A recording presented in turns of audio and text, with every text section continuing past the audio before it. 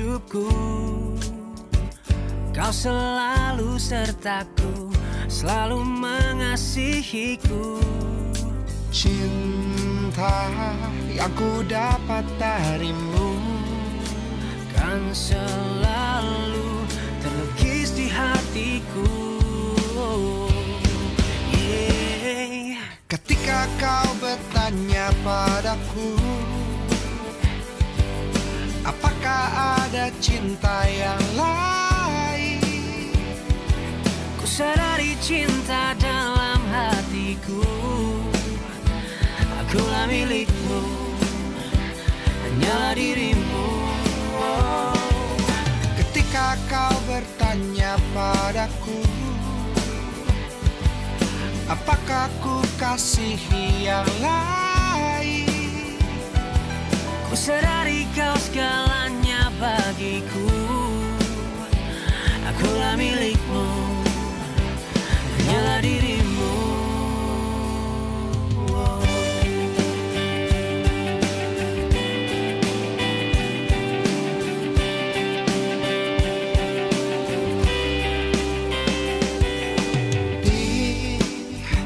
Hidupku,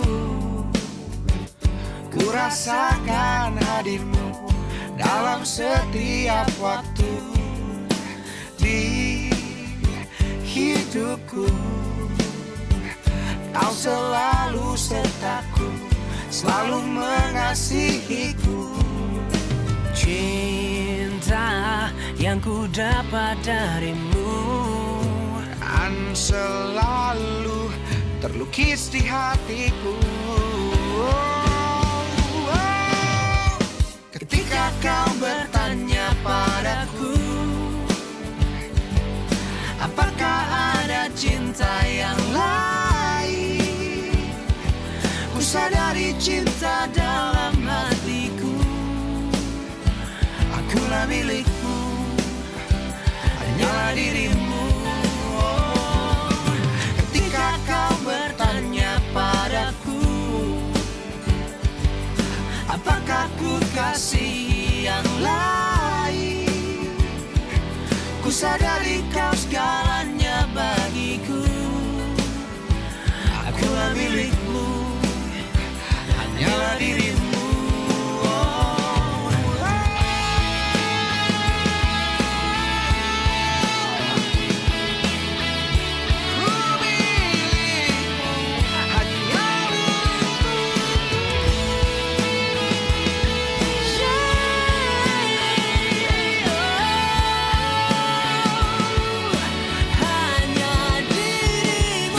ketika kau bertanya padaku, Oh, apakah ada cinta yang lain? ku sadari cinta dalam hatiku, akulah milikmu, Hanya dirimu. ketika kau bertanya padaku, apakah ku kasihi yang lain? Ku sadari kau segalanya bagiku, Akulah milikmu, hanyalah dirimu.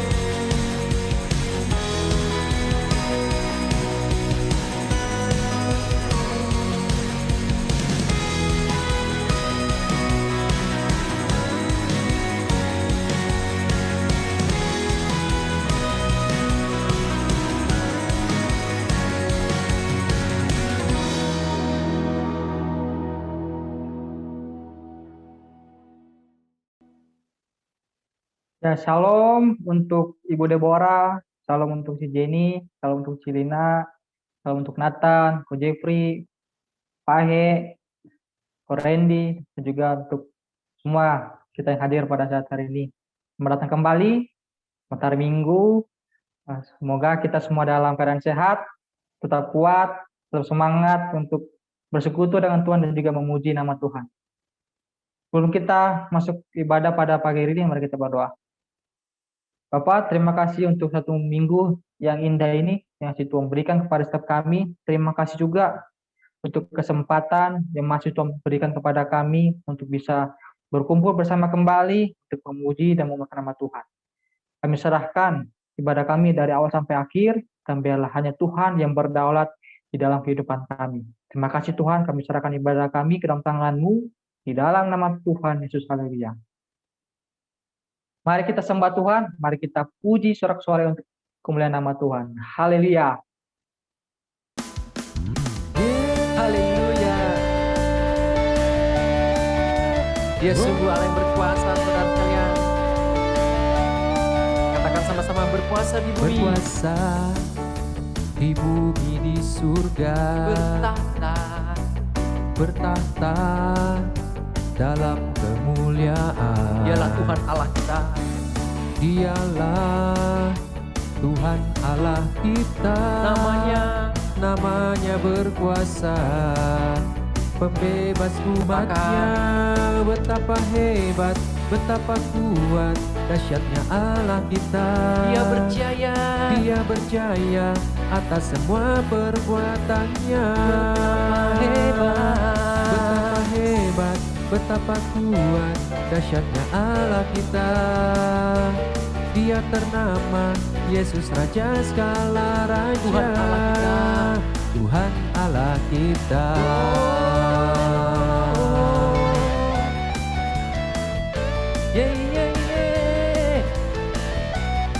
Ya Allah yang hebat, sama-sama katakan. Berkuasa di bumi, di surga. Bertahta dalam kemuliaan. Dialah Tuhan Allah kita. Namanya berkuasa, pembebas umatnya. Betapa hebat, betapa kuat, dahsyatnya Allah kita. Dia berjaya atas semua perbuatannya.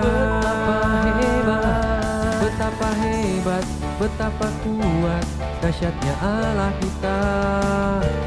Dia ternama Yesus Raja segala raja. Tuhan Allah kita. Haleluya, betapa hebat Kau Tuhan. Mari umatnya sembah Dia. Haleluya, berikan sorak-sorai kemuliaan bagi namanya. Dialah kita yang hebat dan berkuasa. Betapa hebat, betapa kuat, dahsyatnya Allah kita. Dia berjaya atas semua perbuatannya. Betapa hebat, betapa kuat, dahsyatnya Allah kita. Dia ternama Yesus Raja segala raja. Tuhan Allah kita. Tuhan Allah kita. Betapa hebat, betapa kuat, dahsyatnya Allah kita. Dia berjaya atas semua perbuatannya. Betapa hebat, betapa kuat, dahsyatnya Allah kita.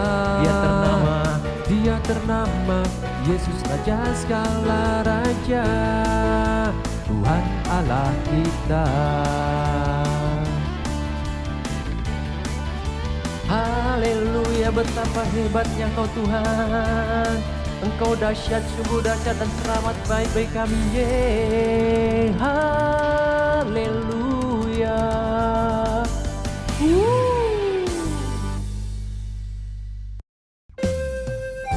Tuhan, saat kami datang menyembah-Mu, sungguh Roh-Mu bekerja dalam setiap kami. Dan saat kami memuji-Mu Tuhan, Kau bertahta di atas pujian kami. Mari umatnya sama-sama kita sembah Dia, kita puji, muliakan, agungkan namanya. Sama-sama katakan haleluya. Saat ku menyembahmu, Rohmu bekerja, Rohmu bekerja. Saat ku memujimu, saat ku memujimu, Kau bertahta di atas pujian. Lebih lagi katakan, saat ku menyembahmu, Rohmu bekerja,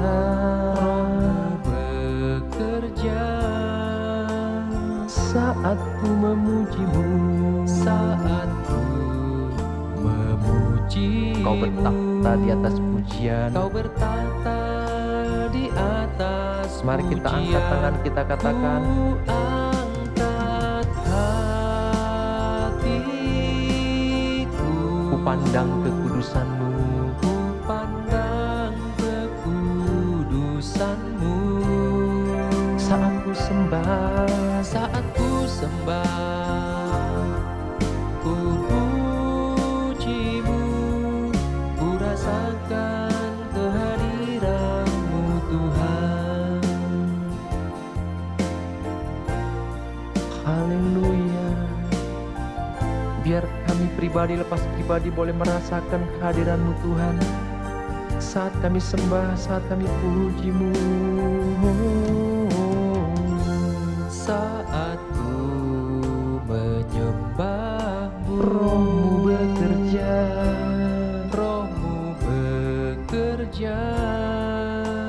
Saat ku memuji-Mu, saat ku memuji-Mu. Katakan, Kau bertahta di atas pujian, Kau bertahta di atas pujian. Saat ku menyembah-Mu, Rohmu bekerja, Rohmu bekerja.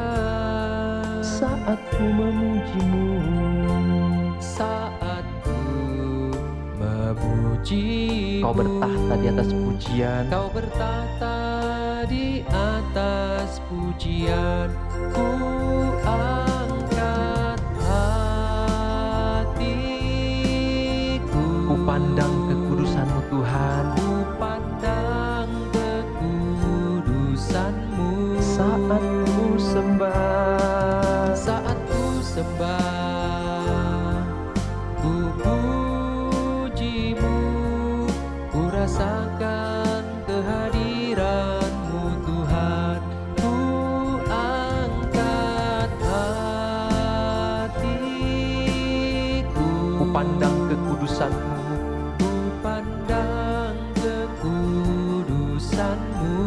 Saat ku sembah, saat ku sembah, ku puji-Mu, ku rasakan kehadiran-Mu Tuhan. Haleluya, ya Rabaya Syakarabaya. Mari umatnya sembah Dia, sembah dan puji Dia, tinggikan namanya.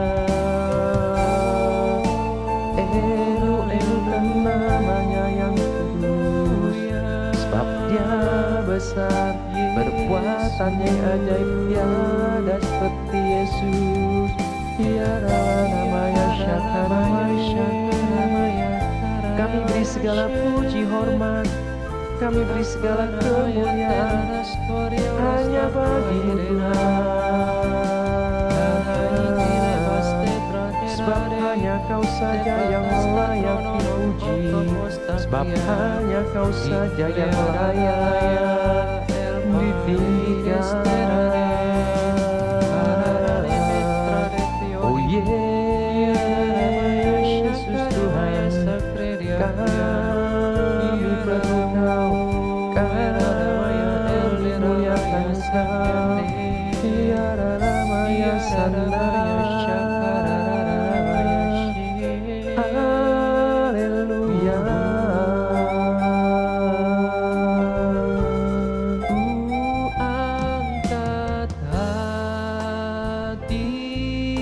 Ku pandang kekudusan-Mu, ku pandang kekudusan-Mu. saat ku sembah, Saat ku sembah, ku puji-Mu, ku puji-Mu, ku rasakan kehadiran-Mu Tuhan. Ku angkat hatiku, ku pandang kekudusan-Mu Tuhan. ku pandang kekudusan-Mu. Saat ku sembah, Saat ku sembah, ku puji-Mu, ku rasakan kehadiran-Mu Tuhan. Ku rasakan kehadiran-Mu Tuhan. Ku rasakan kehadiran-Mu Tuhan. haleluya. Terima kasih Yesus. Oh haleluya, amin.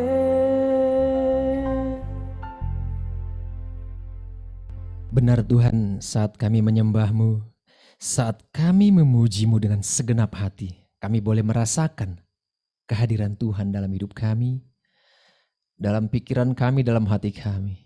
Kami telah muliakan Engkau. Dan saat ini kami buka hati kami untuk mendengarkan firman Tuhan. Biarlah damai sejahtera Allah yang melampaui segala akal dan pikiran kami, itulah memelihara hati kami dan pikiran kami di dalam Kristus Yesus saat kami mendengarkan firman-Mu. Amin. Shalom saudara sekalian, sungguh suatu sukacita yang luar biasa pada minggu pagi ini kita masih boleh beribadah.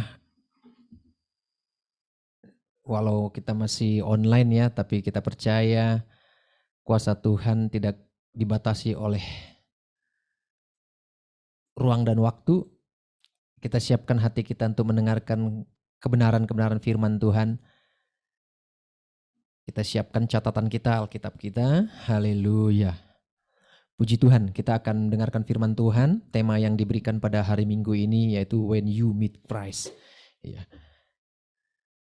Sebenarnya tema ini diambil dari pertanyaan. Apa yang terjadi ketika Anda ketemu dengan Yesus Kristus? Apa yang terjadi ketika seseorang berjumpa dengan Yesus? Apa yang terjadi ketika seseorang berkata, saya ketemu Yesus, saya melihat Yesus. Nah seperti itu saudara. Haleluya. Karena itu kita baca Lukas 8 ayat 26-39, walau panjang tetap harus kita baca. Karena penting bagi kita untuk membaca Alkitab, informasi yang dari sana adalah apa yang diajarkan oleh Yesus. Dan Yesus berkata, firman yang kusampaikan kepadamu adalah roh dan hidup. Nah, kalau firman yang telah disampaikan Yesus yang saat ini tercatat di Alkitab kita adalah roh dan hidup, ada baiknya kita membaca, merenungkannya, dan menghidupinya. Saya bacakan dari Lukas pasal 8 ayat 26-39 bunyinya demikian. Lalu mendaratlah Yesus dan murid-muridnya di tanah orang Gerasa yang terletak di seberang Galilea. Setelah Yesus naik ke darat, datanglah seorang laki-laki dari kota itu menemui dia. Orang itu dirasuki oleh setan-setan dan sudah lama ia tidak berpakaian dan tidak tinggal dalam rumah, tetapi dalam pekuburan. Ketika ia melihat Yesus, ia berteriak lalu tersungkur di hadapannya dan berkata dengan suara keras, "Apa urusanmu dengan aku, hai Yesus anak Allah yang maha tinggi? Aku mohon kepadamu supaya engkau jangan menyiksa aku." Ia berkata demikian sebab Yesus memerintahkan roh jahat itu keluar dari orang itu karena sering roh itu menyeret-nyeret dia. Maka untuk menjaganya ia dirantai dan dibelenggu. Tetapi ia memutuskan segala pengikat itu dan ia dihalau oleh setan itu ke tempat-tempat yang sunyi. Dan Yesus bertanya kepadanya, "Siapa namamu?"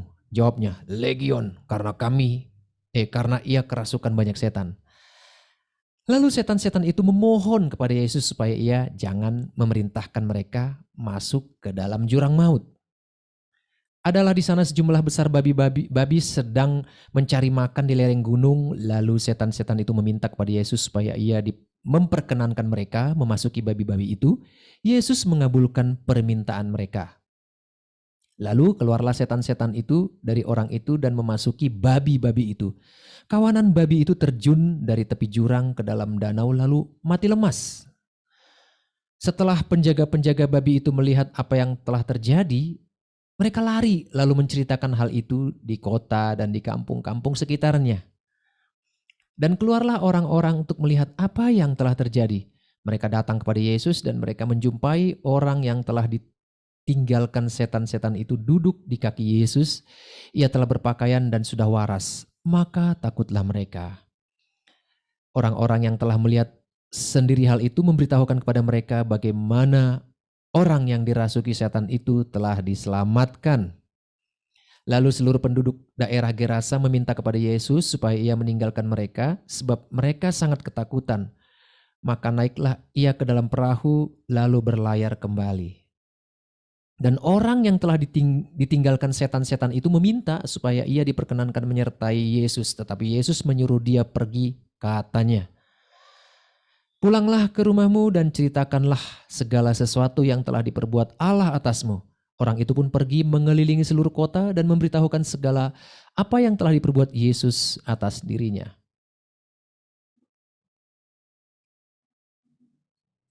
Ya, demikian pembacaan firman Tuhan pada saat ini. Kalau kita perhatikan menurut perikop ini, ya, yang pertama-tama tadi kita lihat, kita langsung pada topik perikop ini, yaitu ada orang yang tidak waras karena dirasuki oleh setan-setan. Nah, kita pada saat ini nggak akan membahas tentang teknik pelepasan, ya, atau teknik pengusiran, bukan itu. Nah, itu dalam perikop ini murni dari Tuhan sendiri, dan di sini Tuhan tidak sedang mengajarkan ke sana, karena kita percaya kuasa di dalam nama Yesus sanggup melepaskan semua kuasa kegelapan. Tapi intinya bukan itu yang mau kita ambil pada minggu pagi ini. Mari kita petik intisari dari setiap apa yang kita baca tadi. Yang pertama, ada orang yang tidak waras. Kenapa dia nggak waras? Ya karena dirasuki oleh setan-setan. Itu tadi informasi yang kita lihat. Ya. Lalu yang kedua, dia tidak berpakaian dan tinggal di pekuburan. Nah, itu yang dapat kita lihat informasinya tadi dari pembacaan kita. Ternyata saudara, dampak dari ketidakwarasan itu, dia menjadi telanjang, tinggal di pekuburan, dia nggak berpakaian. Itu informasi yang kita dapat dari Alkitab saat kita baca tadi. Demikian juga saudara, jika hati kita, jika pikiran kita, ya, jika pikiran seseorang, hati seseorang dikuasai oleh setan-setan, bukan hanya secara lahiriah, ya, tetapi secara rohani pun dia nampak telanjang. Secara roh dia nampak telanjang, dan dia nggak akan betah tinggal di rumah Tuhan, nggak akan betah beribadah, nggak akan betah kalau diajak bersekutu, nggak akan betah diajak untuk praise and worship. Tetapi betahnya di tanah pekuburan, itu menurut informasi Alkitab, yaitu jauh dari hadirat Tuhan, gitu. Karena hati dan pikirannya dikuasai oleh setan-setan, itu menurut informasi yang kita baca tadi. Lalu yang ketiga, dia bertemu dengan Yesus, ya. Orang ini meet with Jesus Christ. Dia bertemu dengan Yesus. Karena orang itu dikuasai oleh setan-setan, maka setelah bertemu dengan Yesus, setan-setan itu yang pertama-tama mengambil inisiatif untuk berbicara, bahkan berkonfrontasi, bahkan negosiasi kepada Yesus. Kan belum saatnya kami dihukum, gitu. Jadi jangan lemparkan kami ke jurang maut. Itu negosiasi mereka. Lalu yang keempat, yang dapat kita lihat tadi dari pembacaan kita, Yesus memerintahkan roh jahat itu keluar. Maka sekumpulan roh jahat itu keluar dari orang tidak waras itu. Begitu Yesus memerintahkan, begitu Yesus bersabda, siapa yang bisa melawan? Ini membuktikan keilahian Yesus. Yesus tanpa berdoa, tanpa jeng-gojeng langsung keluar. Karena dia adalah Allah sendiri, dia adalah firman yang hidup. Pada mulanya adalah firman. Firman itu bersama-sama dengan Allah dan firman itu adalah Allah. Allah dan firman tidak bisa dipisahkan. Maka kita jangan pernah menganggap remeh firman Tuhan dalam Alkitab kita yang kita baca setiap hari. Karena firman Tuhan berkata firman itu telah menjadi manusia, menjadi daging, menjadi fisik sama seperti kita. Makanya firman yang tertulis itu, sabda Allah itu sangat berkuasa. Jangan lihat kertasnya gitu. Kertasnya bisa rusak. Kertas buku itu bisa terbakar, tapi firmannya nggak bisa terbakar karena itu kekal. Allah dan firman kekal karena mereka adalah satu kesatuan. Satu, Tritunggal. Yesus memerintahkan keluar pada roh jahat itu, wajib keluar. Nah, seperti itu saudara. Dalam nama Yesus bertekuk lutut segala yang di sorga, di bumi dan di bawah bumi. Itu ada firman-Nya. Kalau kita perhatikan di kitab Filipi. Lalu yang kelima yang dapat kita perhatikan dari pembacaan kita tadi. Setelah dilepaskan dari setan-setan, orang yang tidak waras itu sudah menjadi waras dan sudah berpakaian. Nah ini setelah pelepasan nih, setelah diusir setannya, dia dilepaskan. Tadinya nggak waras, menjadi waras. Berarti awalnya orang ini sebenarnya waras, rapi, lalu dia dirasukin setan-setan karena rumah rohaninya kosong, lalu menjadi tidak waras dan hidup jorok, nggak berpakaian, tinggalnya di pekuburan. Dilepaskan oleh Yesus, jadi waras, jadi bersih, berpakaian kembali. Demikian juga terjadi secara rohani. Ketika seorang dipulihkan, dilepaskan di dalam nama Yesus dan dia mengundang Yesus masuk dalam hatinya. Secara rohani dia diberikan pakaian baru, jubah keselamatan, dan dia dibersihkan, disucikan oleh darah Yesus. Nah, orang yang bertemu dengan Yesus dan dipulihkan akan menjadi waras. Jadi kalau saudara bertemu dengan seseorang selalu ngomong tentang Yesus, tapi kehidupannya nggak waras. Nah, ini dipertanyakan, dia benar nggak bertemu dengan Yesus? Begitu. Karena di pinggir jalan juga bisa aja kita mendengar orang gila ngacaprak ngomong tentang nabi-nabi, tentang Tuhan itu. Tapi hidupnya nggak waras. Nah ini itu masih perlu dipulihkan seperti itu, saudara. Yang keenam, ada pihak yang senang, tetapi ada pihak yang tidak suka. Itu dapat kita lihat di ayat 36 dan 37, ya. Artinya apa? Apapun yang dilakukan Tuhan, apapun yang dikerjakan Tuhan, maka iblis tidak akan suka. Iblis nggak senang. Maka secara lahiriah, biasanya ketidaksukaan iblis itu akan termanifestasi pada diri orang-orang yang nggak suka dengan tindakan pemulihan yang dilakukan oleh Tuhan. Tuhan melakukan pemulihan melalui hamba-hambanya, melalui gerejanya. Ada pihak-pihak yang nggak suka. Ada pihak-pihak yang menghujat. Itu termanifestasi dari ketidaksukaan iblis. Iblis nggak mungkin secara terang-terangan langsung mewujud menentang, nggak suka. Kalau iblis langsung datang menentang dengan tanduknya dan mukanya yang seram, semua orang justru bakal bertobat, lari kepada Tuhan, mencari Tuhan. Karena apa? Iblis ini sungguh menyeramkan. Tapi dia pakai orang-orang tertentu, bahkan orang-orang yang berpengaruh, bisa pemimpin agama, pemuka agama, orang-orang yang sok suci, bisa itu yang dipakai untuk menentang pemulihan yang Tuhan berikan. Tuhan datang berikan pemulihan, tapi ada pihak yang gak senang, ada pihak yang gak suka. Lalu yang ketujuh yang dapat kita lihat tadi, orang yang dipulihkan itu menjadi pemberita kabar baik. Di ayat 38 sampai 39. Nah, inilah idealnya orang yang bertemu Yesus akan punya perubahan dalam hidupnya. Tadinya tidak berpakaian, kini menjadi berpakaian, rapi. Tadinya hidup jorok, dari hidup jorok menjadi bersih. Hidup dalam kehampaan di tanah pekuburan, kini menjadi hidup dalam wilayah kerajaan sorga. Dan yang paling utama, dia menjadi duta Injil. Tuhan sendiri yang merintahkannya untuk menjadi pemberita kabar baik. Beritakan pada orang-orang di kampungmu, di tempat tinggalmu. Artinya saudara apa yang dapat kita tangkap dari pesan ini? Orang yang mengaku telah bertemu dengan Yesus mestinya terjadi perubahan dalam hidupnya. Perubahan dalam hidupnya. Tadinya hidup jorok harusnya jadi bersih. Tadinya senang hal-hal yang kotor senangnya yang bersih. Tadinya senangnya jauh dari hadirat Tuhan, sekarang berubah jadi senangnya selalu dalam hadirat Tuhan. Selalu senang dengan persekutuan-persekutuan orang-orang kudus. Terjadi perubahan. Tadinya perkataannya nggak bisa dipegang. Hari ini A, besok B, lusa C.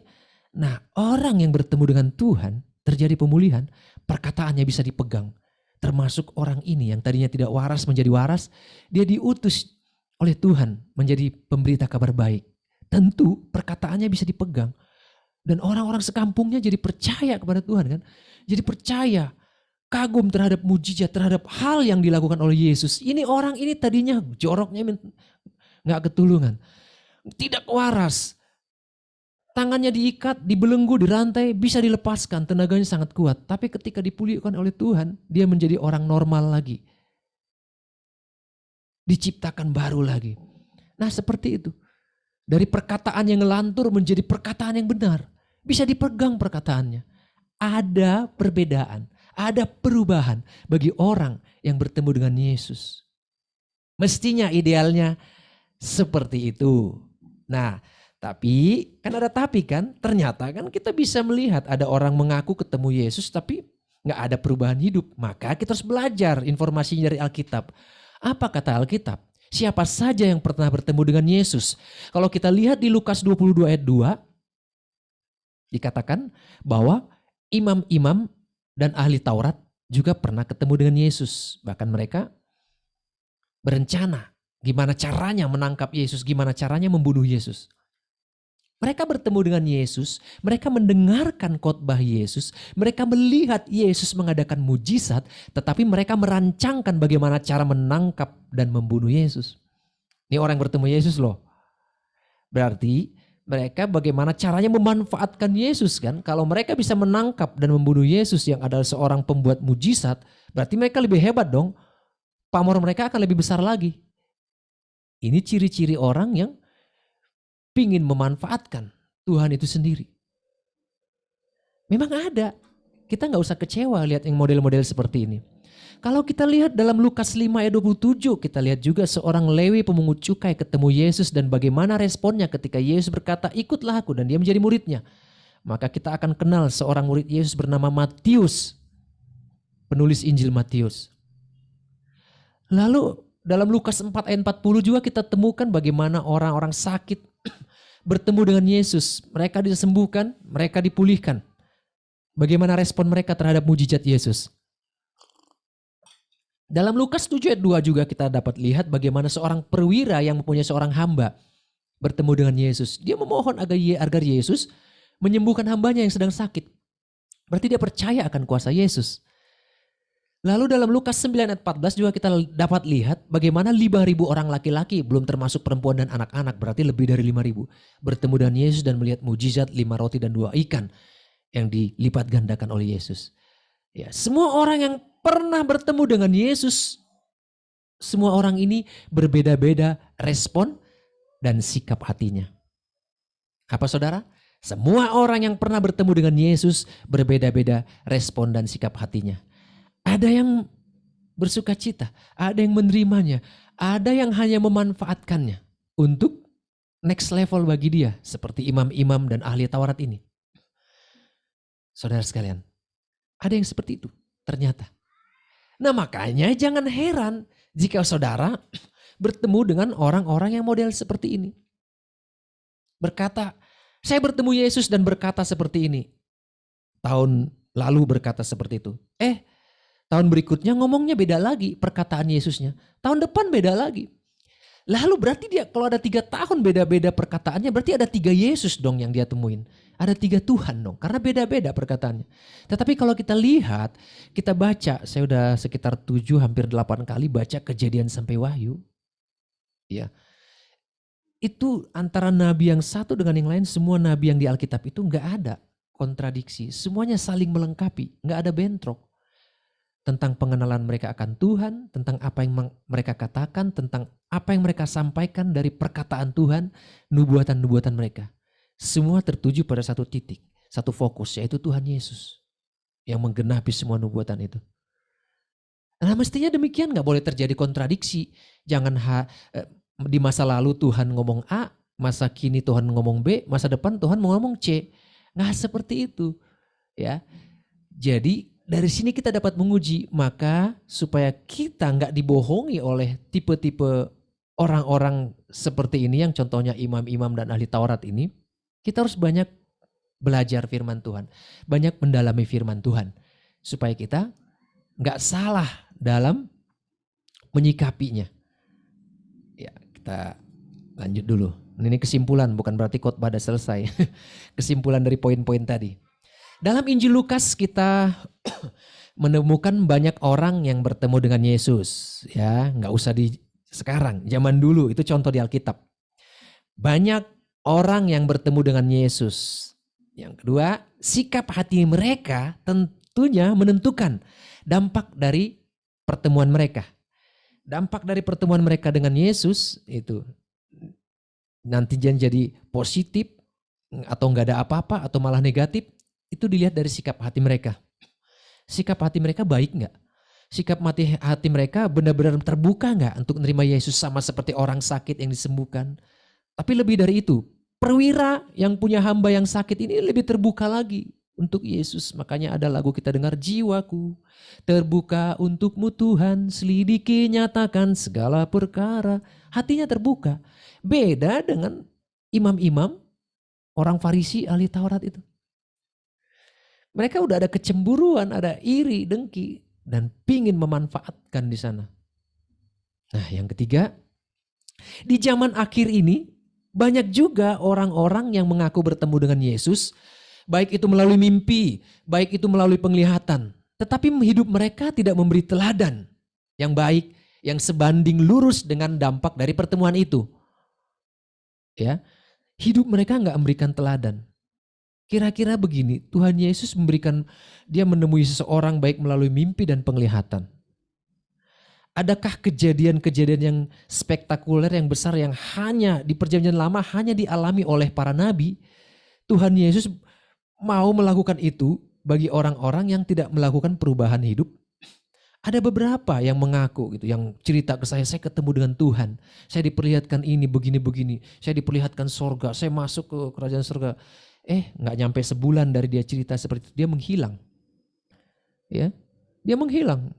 Bahkan nggak pernah ke gereja, nggak pernah, ya pokoknya jejaknya pun saya nggak tahu. Banyak seperti ini saudara. Lalu kesaksian tadi gimana?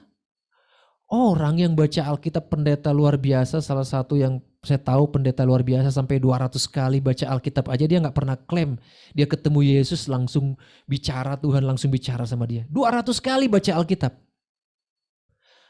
Tentu firman Tuhan melekat di hati dan pikirannya, dan itu yang dilakukan setiap hari. Yang seperti ini aja gak ketemu gitu. Dan gak ngeklaim Tuhan bicara pada saya. Gak ada. Nah ini kita harus hati-hati. Saudara sekalian. Banyak seperti itu. Bahkan ada beberapa yang unik dan lucu menurut saya. Dari pertemuan-pertemuan mereka dengan Tuhan itu, pesan-pesannya atau perintahnya yang aneh-aneh gitu. Untuk melakukan dia tindakan yang konyol, yang aneh, yang gak masuk akal menurut kita. Padahal Tuhan kita itu bukan gak masuk akal, tapi melampaui segala akal kita. Tuhan gak akan nyuruh kita melakukan tindakan yang gak masuk akal. Tapi yang melampaui akal iya. Contohnya ketika Petrus ketemu Yesus, waktu mereka berlayar, ya, Yesus berjalan di atas air. Tuhan suruhlah aku untuk datang padamu saat ini. Ayo ke sini, kata Yesus. Itu bukan gak masuk akal, tapi melampaui akal. Karena kalau menurut akal manusia, dia harus ada perahu atau ada pelampung. Masih masuk akal kan menurut akal manusia. Supaya dia bisa berjalan di atas air. Ya sekarang diciptakan sepatu supaya bisa berjalan di atas air. Ada pelampungnya. Masih bisa masuk akal manusia. Tapi yang dilakukan Yesus itu melampaui akal. Dan Petrus beberapa langkah bisa. Itu. Jadi Yesus, Tuhan kita, akan menyuruh kita melakukan hal-hal yang spektakuler, bukan yang gak masuk akal, tapi bisa itu melampaui akal. Kalau dikatakan melampaui akal, artinya akal kita belum bisa menemukan itu saat ini. Tapi mungkin suatu saat bisa. Nah itu melampaui akal. Tapi kalau gak masuk akal, itu hal-hal yang konyol. Nah seperti itu. Banyaklah yang saya dengar seperti itu, hal-hal yang gak masuk akal kesaksian orang, saya bertemu dengan Yesus, Yesus berkata saya harus melakukan ini, saya harus melakukan itu. Oh ya, kalau Tuhan berfirman bisa gagal nggak? Nggak bisa. Tapi ini kok gagal dari yang dikatakan saya harus melakukan A, B, C, satu pun nggak ada yang terlaksana gitu. Jangankan satu pun tak terlaksana, misalnya ada 5 perintah, 4 terlaksana, 1 nggak terlaksana. Kalau menurut perjanjian lama itu nabi palsu itu. Karena ada 1 yang gagal. Harusnya semua. Karena dia telah membuat salah satu firman Tuhan terdegradasi. 1 perintah Tuhan itu gagal. Nggak boleh seperti itu kalau kita belajar tentang hidup para nabi di perjanjian lama. Dan itu juga yang diterapkan dalam perjanjian baru. Nah, kita harus banyak baca firman Tuhan supaya kita bisa menguji segala sesuatu. Lalu yang keempat, saudara, Kristen sejati, anak Tuhan yang sejati, yang bertemu dengan Yesus bukan karena melihat, baik itu dalam mimpi penglihatan, bukan karena itu, tetapi karena mereka menemukan Yesus dalam firman yang tertulis. Ya, mereka menemukan Yesus dalam firman yang tertulis dan hidup.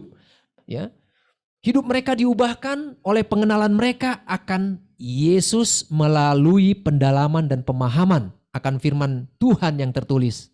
Atau kalau kita sering dengar sola scriptura.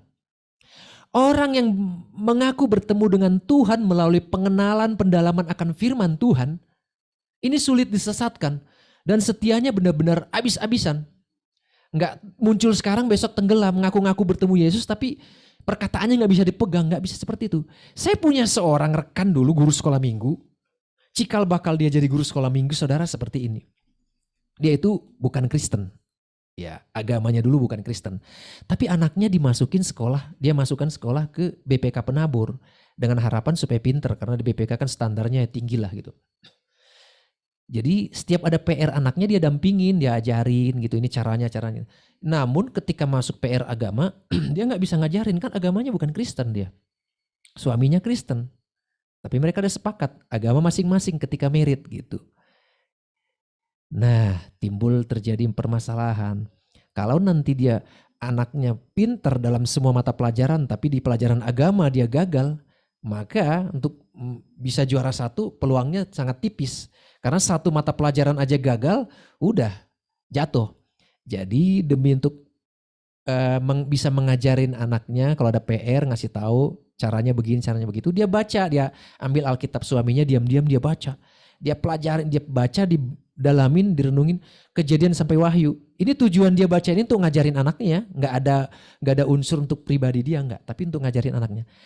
Tak ketemu beberapa firman Tuhan, salah satunya yang buat dia tersentuh, Yohanes 14 ayat 6. Akulah jalan dan kebenaran dan hidup. Tidak seorang pun yang datang kepada Bapa kalau tidak melalui aku. Aduh, dia bilang, nggak melalui Yesus nggak selamat, nggak percaya Yesus nggak selamat. Langsung firman itu berbicara di hati dia. Dia nggak dengar suara audible. Dia nggak dengar atau ngelihat perwujudan Yesus langsung belegedek di muka dia, di hadapan dia, enggak. Tapi firman itu berbicara pada dia. Firman itu hidup. Karena Yesus berkata, firman yang kusampaikan, perkataan-perkataan yang kusampaikan kepadamu adalah roh dan hidup. Itu yang benar, saudara. Itulah roh dan hidup. Tanpa diinjilin, si orang ini percaya. Dia pelajaran dibaca sampai Kejadian sampai Wahyu, dibaca berulang-ulang. Akhirnya gak berapa lama kemudian dia bicara pada suaminya, "Pak, saya mau ke gereja, saya mau ikut katekisasi." Ya gitu. Kalau katekisasi itu berarti sebelum disidi, sebelum dibaptis, dia harus belajar firman Tuhan dulu. Suaminya kaget. Hujan geluduk dari mana ini? Perasaan gak ada penginjil datang ke rumah. Kenapa ini istri saya minta seperti itu? Iya, aku baca Alkitab ini, di sini dikatakan bahwa satu-satunya jalan keselamatan adalah Yesus. Kenapa orang yang tidak percaya, orang yang tadinya bukan Kristen baca Alkitab, bisa bertemu dengan Yesus dalam baca Alkitab? Kita yang sudah Kristen selama ini, mencari-cari Yesus dalam mimpi, mencari-cari Yesus dari orang-orang sedeng yang mengaku-ngaku dia ketemu Yesus. Padahal hidupnya gak beres, masih gak waras gitu. Ini harusnya kita malu. Orang yang tadinya gak percaya bisa bertemu Yesus. Dan sampai saat ini, saya tahu dia masih guru sekolah minggu dan dia masih taat dan setia sebagai Kristen. Dan dia tetap melayani. Belum pernah ketemu Yesus baik dalam mimpi maupun penglihatan, gak pernah. Tapi dia jadi saksi. Luar biasa. Jadi Kristen yang sejati itu bertemu dengan Yesus bukan karena mimpi dan penglihatan. Memang itu ada. Mimpi dan penglihatan itu ada. Tapi kalau sejarahnya dari gereja mula-mula, kebanyakan para pemimpin-pemimpin gereja yang mengandalkan mimpi, penglihatan, karunia-karunia roh itu dari gereja mula-mula menempatkan itu mimpi dan penglihatan itu menjadi di atas Alkitab. Bukan Alkitab yang paling tingginya. Jadi itu, padahal itu kan belum teruji. Itu sehingga mereka di gereja mula-mula itu dijauhin karena ini mulai melenceng. Dari situlah munculnya yang namanya Injil-Injil palsu, Injil tufuliah. Karena tiap mimpi penglihatan catat. Padahal belum teruji. Kan bisa aja karena halusinasi. Banyak itu dari halusinasi. Saudara pikirkan sesuatu, nanti bisa masuk dalam mimpi. Saudara nonton film horor aja bisa masuk mimpi. Masa karena nonton film horor terus saudara mimpi tiba-tiba saudara bilang Tuhan kasih mimpi ke saya. Ternyata peperangan di alam roh itu seperti itu. Padahal itu adalah perkembangan dari mimpi saudara. Nah seperti itu. Lalu yang kelima, nabi-nabi palsu muncul di zaman akhir mengaku telah bertemu dengan Yesus. Ya, itu dalam Matius 24 ayat 23 sampai 25. Bisa ditampilin ayatnya tolong? Matius 24 ayat 23 sampai 25 bisa Mulmet tampilin ayatnya biar kita bacakan.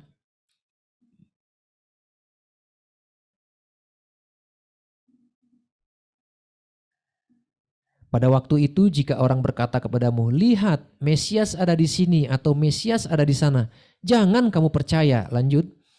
Sebab Mesias-Mesias palsu dan nabi-nabi palsu akan muncul dan mereka akan mengadakan tanda-tanda yang dahsyat dan mujizat-mujizat sehingga sekiranya mungkin mereka menyesatkan orang-orang pilihan juga. Camkanlah, aku sudah mengatakannya terlebih dahulu padamu. Yesus ada di sini, Yesus ada di sana. Aku melihat Yesus di sini. Jangan mudah percaya karena aku telah mengatakannya, kata Yesus. Informasi yang benar dari Alkitab adalah ketika kita baca di Kisah Para Rasul, kesaksian dari Petrus. Yesus yang telah disalibkan itu yang telah mati itu bangkit, telah naik surga. Dia akan tetap tinggal di surga. Ingat, Alkitab mencatat dia akan tetap tinggal di surga sampai menunggu pemulihan segala sesuatu. Apa yang harus dipulihkan? Segala sesuatu. Salah satunya gerejanya dan penginjilan harus tersebar sampai ke seluruh dunia. Barulah Yesus turun mengangkat gerejanya. Waktu Yesus naik, dia utus rohnya, Roh Kudus untuk memenuhi gerejanya. Bersaksi tentang Yesus. Bersaksi tentang pengorbanan Kristus. Itu yang benar.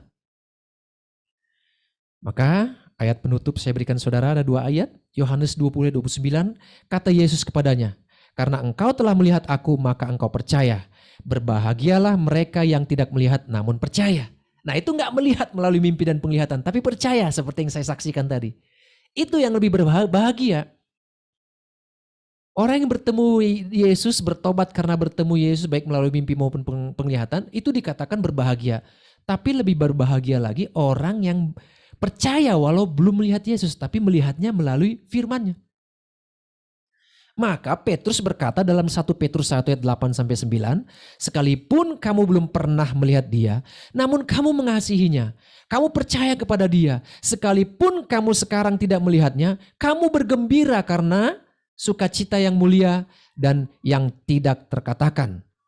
Karena kamu telah mencapai tujuan imanmu, yaitu keselamatan jiwamu. Tujuan iman kita adalah keselamatan jiwa kita, bukan promosi A, B, C, D, enggak. Keselamatan jiwa dan kita boleh menjadi rekan sekerja Allah.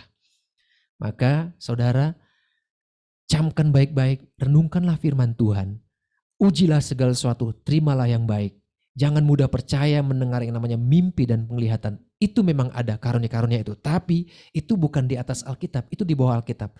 Standar tertinggi bagi anak Tuhan adalah firman Tuhan. Dan satu hal yang kita pegang, jika ada orang bersaksi, aku bertemu dengan Tuhan, tapi tidak ada perubahan dalam hidupnya. Nah, itu dipertanyakan. Karena kesaksian orang yang bertemu dengan Tuhan, dia percaya dan menerima Tuhan dalam hidupnya. Maka ada perubahan, mestinya ada perubahan ajaib terjadi dalam kehidupannya. Ya, maka sesuai dengan apa yang dikatakan dalam lagu yang diciptakan oleh pendeta pendeta Rufus, itu tahun 1800 atau 1900 saya rada lupa nih. Nah, dia menciptakan lagu yang sangat luar biasa, yang sangat menginspirasi umat Tuhan.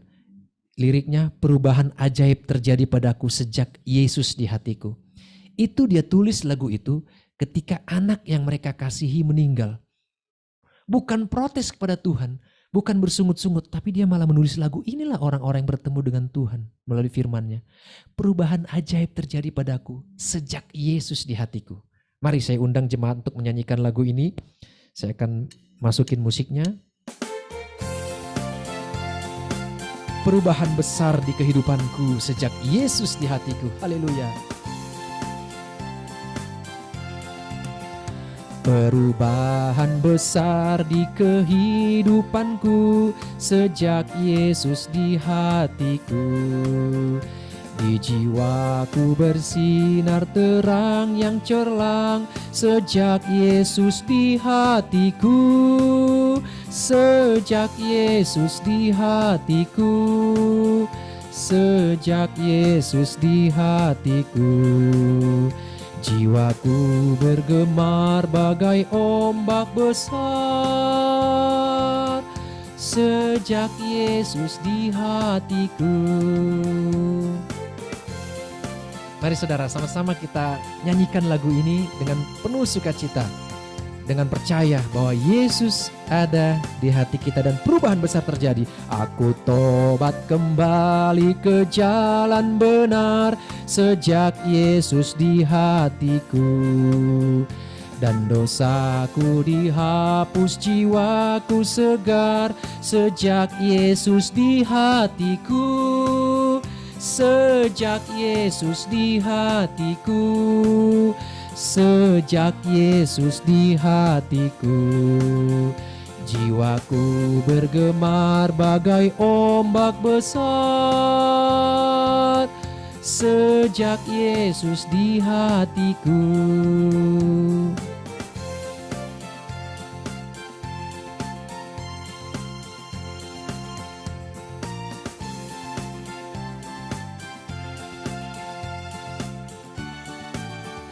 Aku rindu pergi ke tempat Tuhanku sejak Yesus di hatiku. Aku riang gembira berjalan terus sejak Yesus di hatiku. Sejak Yesus di hatiku. Sejak Yesus di hatiku. Jiwaku bergemar bagai ombak besar sejak Yesus di hatiku. Sejak Yesus, sejak Yesus di hatiku. Sejak Yesus di hatiku. Jiwaku bergemar bagai ombak besar sejak Yesus di hatiku.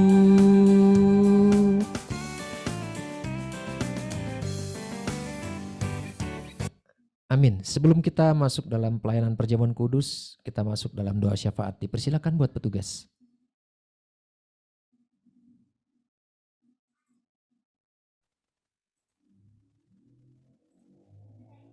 Terima kasih untuk Pastor Hendra atas firman-Nya. Sampaikan. Mari kita berdoa syafaat. Bapak, terima kasih untuk firman yang sudah Tuhan bagikan bagi setiap kami. Bila firman-Mu bertumbuh di dalam hati dan juga di dalam pikiran kami, sehingga itu boleh terpancarkan melalui kehidupan kami.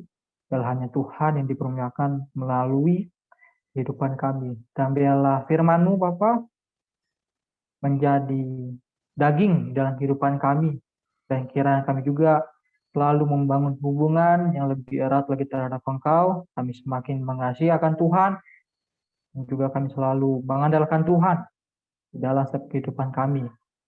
Itu juga Bapak, kami berdoa Pastor Hendra, Tuhan memberkati Pastor Hendra, istrinya, dan juga anaknya, memberkati setiap usahanya, Tuhan memberkati pelayanannya, Tuhan yang pakai lagi, lebih lagi, dan biarlah melalui kehidupan Pastor Hendra bersama keluarga, Tuhan yang dipermuliakan. Kami juga berdoa Pak untuk setiap apapun yang direncanakan, biarlah Tuhan sertai, sehingga apa yang dikerjakan Tuhan yang buat berhasil. Kami juga berdoa ya Bapak untuk setiap jemaat Tuhan, juga pelayan Tuhan yang ada di gereja God Center ini. Tuhan memberkati dari setiap aspek kehidupan kami, mulai dari setiap yang lagi bekerja, yang punya usaha, dalam masa pendidikan, dan juga keluarga demi keluarga, Tuhan yang memberkati. Dan biarlah juga setiap masa depan kami, Tuhan yang sertai, dan biarlah Tuhan yang juga buat berhasil apapun yang kami kerjakan. Kami juga berdoa ya Bapak untuk gereja God Center ini. Pada gereja God Center ini Tuhan semakin bawa lebih lagi, semakin banyak jiwa-jiwa yang dipulihkan, semakin banyak jiwa-jiwa yang mengenal akan Tuhan dan juga semakin mengasihi akan Tuhan. Banyak juga jiwa-jiwa yang semakin bertumbuh di dalam Tuhan melalui gereja God Center ini. Tuhan memberkati Bapak setiap kegiatan pelayanannya, Tuhan memberkati ibadah raya, Tuhan memberkati morning call, Tuhan memberkati juga pertemuan raya, Tuhan memberkati Bapak setiap kegiatan pelayanannya, Tuhan memberkati juga keuangan gereja God Center ini. Biarlah Tuhan selalu mencukupkan segala sesuatunya, dan biarlah Tuhan yang melimpahkan juga. Kami juga berdoa ya Bapak untuk kota kami, kota Bandung, Cimahi, Jakarta pun juga kami berdoa untuk seluruh Indonesia. Tuhan memberkati Bapak, dan biarlah ada penyertaan Tuhan, ada kasih Tuhan, ada kuasa Tuhan melimpah atas Indonesia, khususnya untuk dalam pemerintahan yang lagi menangani COVID-19 ini. Biarlah Tuhan memberikan mereka hikmat, kebijaksanaan, dan juga kekuatan, semangat, kesehatan Tuhan diberikan kepada mereka. Biarlah Tuhan membantu mereka sehingga COVID-19 ini bisa ditangani dengan baik oleh karena penyertaan Tuhan. Kami juga berdoa Bapak untuk Israel, untuk memberkati bangsa Israel, untuk memberkati mereka. Apapun yang mereka kerjakan, Tuhan yang memberkati setiap ladang mereka, setiap usaha mereka, setiap keluarga demi keluarga untuk memberkati. Biarlah juga Tuhan yang menyamai mereka, yang memulihkan keadaan mereka, dan juga bagi mereka yang tidak percaya kepada Engkau Yesus, juga menjadi percaya kepada Engkau Yesus sebagai Tuhan dan Juru Selamat mereka. Terima kasih, kami serahkan ke dalam tangan-Mu, biarlah kehendak-Mu yang terjadi di dalam nama Tuhan Yesus. Haleluya. Amin. Amin. Mari saudara kita akan masuk dalam perjamuan kudus. Saya akan bacakan firman Tuhan yang tertulis dalam 1 Korintus 11 ayat 23 sampai 26. Baiklah jemaat menyiapkan roti dan anggur. Yang enggak punya anggur di rumah bisa menggantikannya dengan teh manis, sirup, atau air putih juga bisa. Ya, enggak apa-apa. Kita siapkan roti. Kita angkat roti di tangan kita. Saya bacakan. Kalau Mulmet bisa menampilkan 1 Korintus 11 ayat 23, 24, 25, 26.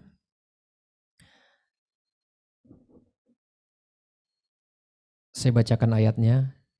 Sebab apa yang telah kuteruskan kepadamu telah aku terima dari Tuhan, yaitu bahwa Tuhan Yesus pada malam waktu ia diserahkan mengambil roti.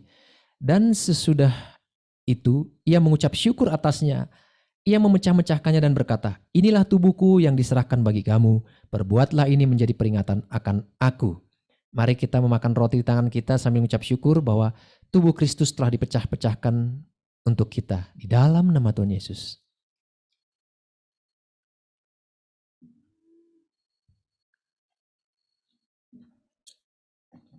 Mari kita mengangkat anggur di tangan kita, cawan di tangan kita.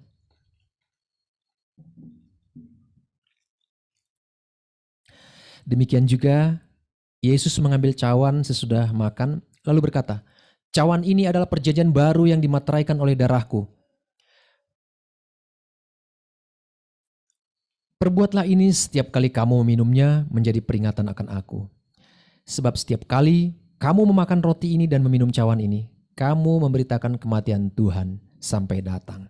Jadi saat kita melakukan perjamuan kudus, makan roti dan minum anggur dari cawan, kita memberitakan kematian Tuhan sampai Tuhan datang jemput umatnya, gerejanya.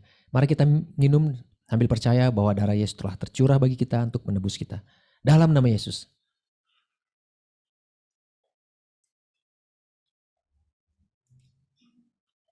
Mari kita mengucap syukur atas segala pengorbanan Kristus dalam kehidupan kita. Karena kasih-Nya yang begitu besar, sehingga Allah memberikan anaknya untuk tebus kita. Kita mengucap syukur. Segala puji, hormat, kemuliaan bagi-Mu Bapa. Karena kasih-Mu bagi kami, Kau serahkan anak yang tunggal untuk menebus kami. Agar kami orang yang percaya tidak binasa, melainkan beroleh hidup yang kekal. Biarlah hidup kami dipakai oleh Tuhan sebagai alat kerajaan Tuhan, alat kerajaan sorga, sebagai duta-duta kerajaan sorga yang memberitakan kabar baik. Pertama-tama di rumah kami sendiri, di Yerusalem kami. Kemudian bagi tetangga-tetangga kami, di tempat kerjaan kami, bahkan di bangsa kami, bahkan kemanapun kami Tuhan utus. Jadikan kami sebagai alat kerajaan-Mu untuk menyenangkan Tuhan, untuk memuliakan Tuhan. Terima kasih, segala puji syukur bagi nama-Mu, ya Bapa, di dalam nama Tuhan Yesus kami sudah berdoa ucap syukur, haleluya, amin. Silakan multimedia menayangkan pengumuman.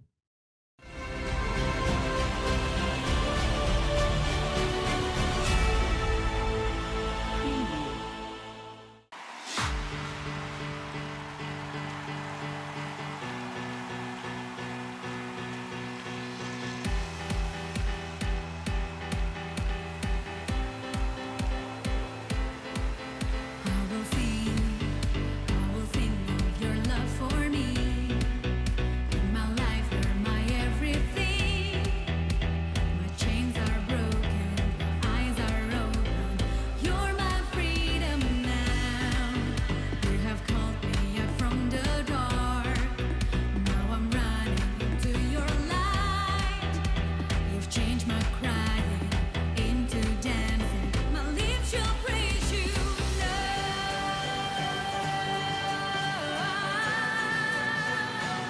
We praise you now.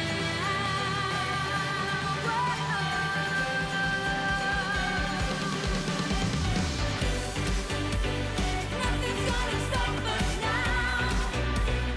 Nothing's gonna stop us now from praising. Terima kasih saudara telah mengikuti ibadah raya dan perjamuan kudus pada saat ini dan tetap setia dalam ibadah raya online God Center. Sampai bertemu kembali nanti hari Rabu kita dalam pertemuan raya, dan setiap Sabtu kita ada morning call doa pagi jam 5 subuh, dan kita ketemu kembali dalam ibadah raya minggu depan. Mari kita tutup ibadah raya kita pada saat ini, kita angkat tangan kita terima berkat dari Tuhan. Biarlah berkat damai sejahtera sukacita dari Bapa Surgawi, cinta kasih Tuhan Yesus Kristus dan persekutuan Roh Kudus menyertai engkau hari ini sampai selama-lamanya, sampai Tuhan jemput kita dan kita menyongsong Tuhan di on permai. Biarlah kiranya Tuhan memberkati engkau, melindungi engkau, melebarkan sayapmu, juga mengembangkan engkau ke kanan dan ke kiri. Biarlah diberkati keluar masukmu dan setiap usahamu, pekerjaanmu, juga studimu. Di dalam nama Tuhan Yesus. Haleluya. Amin.